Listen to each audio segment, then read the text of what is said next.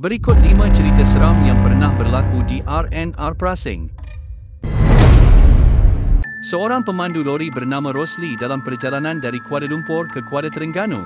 Rosli singgah di RNR Prasing waktu hampir pukul 2 pagi.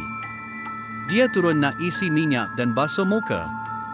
Tengah dia buka paip air, dia dengar bunyi perempuan ketawa halus di belakang.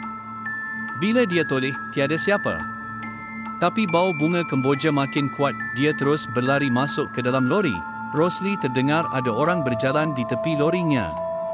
Dia pandang ke cermin sisi lori. Ada perempuan rambut panjang sebelah lori tangki minyak, senyum sambil merenung kepadanya. Dia terus hidupkan enjin dan tekan minyak. Suara ketawa tu ikut sampai ke simpang keluar. Kisah seram seterusnya, satu keluarga dari Kelantan berhenti di RNR untuk solat maghrib.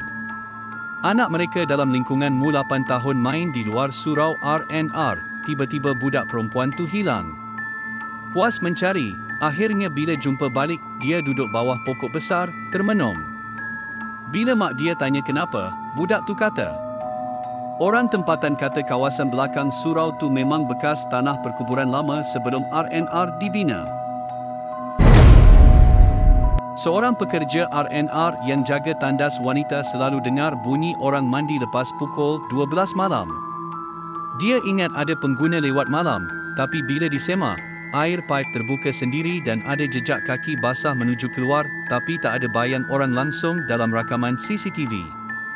Mereka panggil ustaz datang, katanya kawasan tandas tu penunggu lama, suka air dan wangi sabun.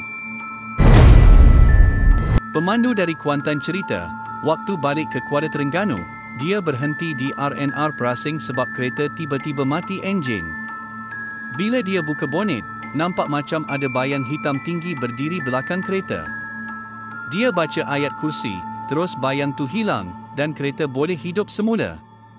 Bila dia tengok semula dashcam keesokan harinya, ada bayangan putih melintas depan kereta sebelum enjin mati. Pemandu bas ekspres pernah bersumpah dia nampak seorang makcik bertudung labur naik di hentian RNR Prasing malam-malam. Dia duduk belakang sekali. Bila sampai ke stesen Dungun, penumpang semua turun tapi makcik tu tak keluar.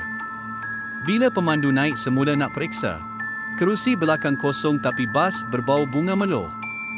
Lepas tu, semua pemandu bas elak berhenti lama di Prasing waktu antara 1 hingga 3 pagi.